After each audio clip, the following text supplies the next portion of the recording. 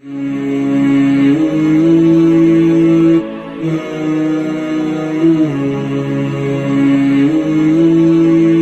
علیکم ورحمۃ اللہ وبرکاتہ. الحمدللہ رب العالمین والصلاة والسلام على سید الانبیاء والمرسلین وعلى آلہ وصحبہ اجمعین ومن تبعهم بإحسان الى یوم الدین. اما بعد. معزز ناظرین کرام، آج کی نشست میں جس موضوع کو لے کر آپ کے سامنے حاضر خدمت ہوں، موضوع ہے ذبح کرنے کا طریقہ اور دعا. قربانی کے جانور ذبح کرنے کا طریقہ کیا ہے؟ آئیے اس بارے میں اللہ کے نبی جناب محمد رسول اللہ صلی اللہ علیہ وسلم کی حدیث کو دیکھتے ہیں کہ آپ صلی اللہ علیہ وسلم قربانی کیسے کرتے تھے. صحیح مسلم شریف کی حدیث ہے، حدیث نمبر 1966 کی ہے. کہتے ہیں ضحى النبی صلی اللہ علیہ وسلم بکبش املحین اقرنین. اللہ کے نبی صلی اللہ علیہ وسلم 2 چتکبرے سینگ والے میڑھے کی قربانی کی. وسما وکبرا، اور آپ نے بسم اللہ اور اللہ اکبر پڑھ کے ذبح کیا. ویضع رجلہ علی صفاحہما، اور جانور کے پہلو پر اپنا پیر رکھا. وذبحہما بیدہ، اور اپنے ہاتھ سے اس جانور کو ذبح کیا. معزز ناظرین کرام، اس سے پتہ چلا کہ قربانی کے جانور کو اپنے ہاتھ سے ذبح کرنا چاہیے. اگر آپ ذبح نہیں کر پاتے ہیں، آپ کو دعا یاد نہیں ہے، تو پھر آپ کسی عالم یا حافظ سے ذبح کرا سکتے ہیں، کوئی حرج کی بات نہیں. لیکن بہتر یہ ہے کہ خود اپنے ہاتھ سے قربانی کے جانور کو ذبح کریں. اور اگر قربانی اپنی طرف سے کر رہے ہیں، اپنے گھر والوں کی طرف سے کر رہے ہیں، تو یہ پڑھیں اللہم تقبل منی ومن اہل بیتی. اے پروردگار عالم، تو اسے قبول فرما میری طرف سے اور میرے گھر والوں کی طرف سے. اور اگر دوسرے کی طرف سے قربانی کر رہے ہیں تو آپ اس کا نام لیں. مثلا اگر زید ہے تو کہ اللہم تقبل من زید. معزز ناظرین کرام، قربانی کا طریقہ کیا ہے؟ سب سے پہلے ہم اس جانور کو بائیں کروٹ قبلہ رخ کی طرح لٹائیں گے، اس کا پاؤں قبلہ رخ کی طرح ہو، اور اس کے بعد اس کے حلق پر گردن پہ تیز چھری چلائیں گے.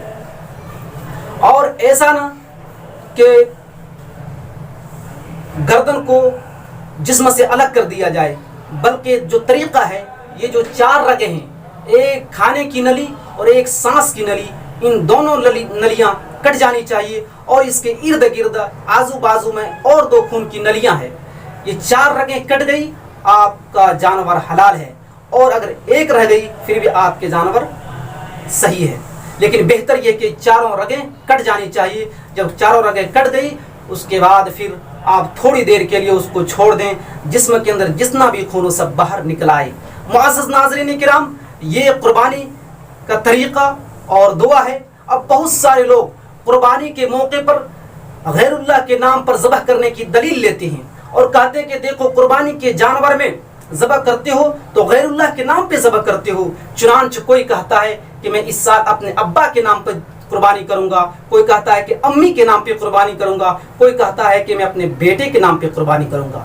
جبکہ یہ قربانیاں جو ہوتی ہے، ہمارے کچھ بھائی ان چیزوں کا حوالہ دے کر کے یہ کہتے ہیں کہ تم لوگ غیر اللہ کے نام پہ ذبح جو کرتے ہیں، تم لوگ منع کیوں کرتے ہو، شرک کیوں کہتے ہو، جبکہ خود تم ہی لوگ عید الاضحیٰ کے موقع پر اپنے ابا اور اماں کے نام پہ قربانی ذبح کرتے ہو. ان باتوں کا حوالہ دے کے وہ شرکیہ چیزوں کو جائز ٹھہرانے کی کوشش کی جاتی ہے.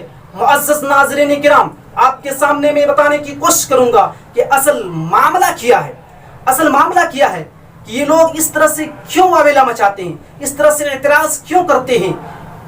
آپ کو بتاتا چلوں، یہ جو قربانی ہوتی ہے غیر اللہ کے نام پر نہیں، کسی کے ابا اور اماں کے نام پر نہیں، بلکہ اللہ رب العالمین کے نام پر قربانی ہوتی ہے. کسی مخلوق کے نام پر نہیں، بلکہ مخلوق کی طرف سے قربانی ہوتی ہے. اور آپ جب جو دعا پڑھتے ہیں، اگر اس دعا پر غور کیا جائے، اس دعا کو دیکھا جائے، تو حقیقت آپ کے سامنے کھل کر کے آ جائے گی.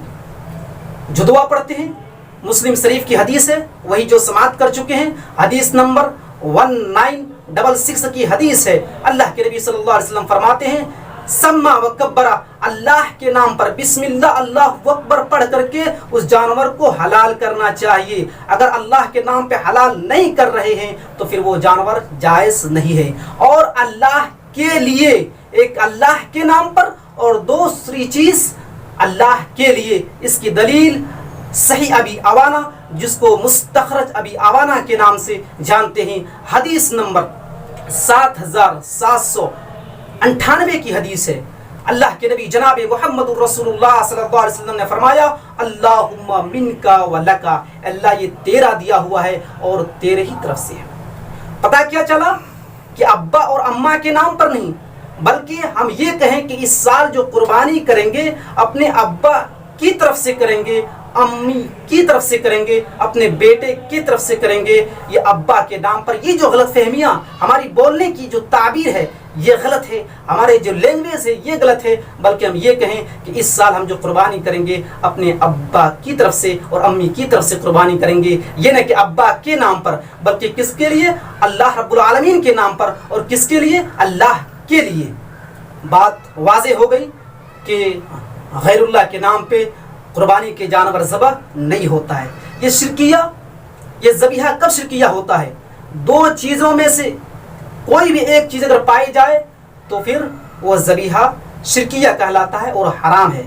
ان میں سے ایک غیر اللہ کے نام پر اور دوسری چیز غیر اللہ کے لیے۔ اس کی دلیل اللہ رب العالمین اپنے کلام حکیم کے اندر ارشاد فرماتا ہے، سورہ مائدہ آیت نمبر 3 کے اندر، حرمت علیکم المیتۃ والدم ولحم الخنزیر وما اہل لغیر اللہ۔